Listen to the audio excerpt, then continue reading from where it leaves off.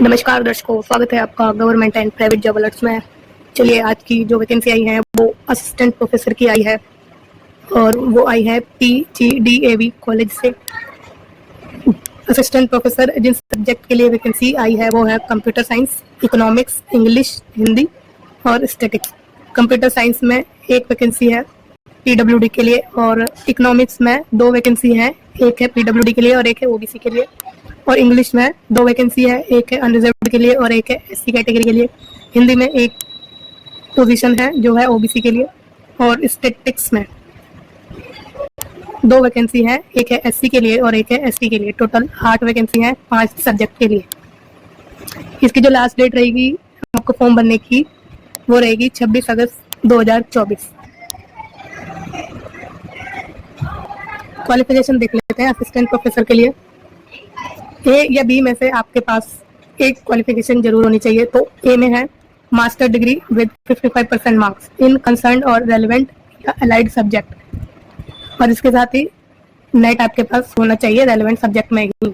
और बी में है आपका PhD डिग्री जो कि ऑब्टेन्ड की हो आपने फॉरेन यूनिवर्सिटी या इंस्टीट्यूशन से with A ranking among top 500 in world university ranking at any time by any one of the following। First है कुकरेली साइमंड्स, दूसरा है द टाइम्स हायर एजुकेशन और तीसरा है the academic ranking of world university of the Shanghai Jiaotong university.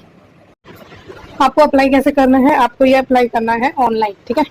Online का जो apply का link है वो आपको डिस्क्रिप्शन बॉक्स में मिल जाएगा और ये PDF भी आपको डिस्क्रिप्शन बॉक्स में ही मिलेगी। अच्छा, असिस्टेंट प्रोफेसर के लिए जो आपका जो सिलेक्शन होता है ना वो आपका API बेस्ड स्कोर पर होता है। मतलब इंटरव्यू आपका जितना अच्छा आपका API स्कोर होगा उस हिसाब से आपको इंटरव्यू के लिए बुलाया जाता है। तो ये समझ लेते हैं API स्कोर है क्या। तो API स्कोर में जो ग्रेजुएशन आपने करी है, ठीक है, उसमें जो आपका स्कोर है अगर 80% या उससे ऊपर है तो आपके 21 मार्क्स आपको मिलेंगे। इसी तरह अगर आपका 60% से 80% के बीच में अगर आपके मार्क्स हैं तो आपको 19 नंबर मिलेंगे। और 55% या 60% के बीच में अगर आपके मार्क्स हैं तो आपके 16 नंबर बनेंगे। और अगर 45% से 55% के बीच आपके मार्क्स आ रहे हैं तो आपके नंबर 10 बनेंगे। इसी तरह पोस्ट ग्रेजुएशन की बात करते हैं तो पोस्ट ग्रेजुएशन में 80% और अबव है तो 25 नंबर आपके बनेंगे। और 60% और 80% के बीच में अगर आपके मार्क्स हैं तो आपके जो नंबर बनेंगे वो बनेंगे 23, ठीक है।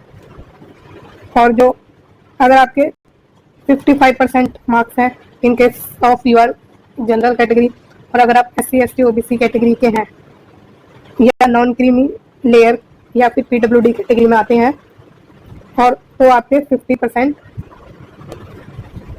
से 60% के बीच में मार्क्स बन रहे हैं तो आपके नंबर होंगे 20, ठीक है।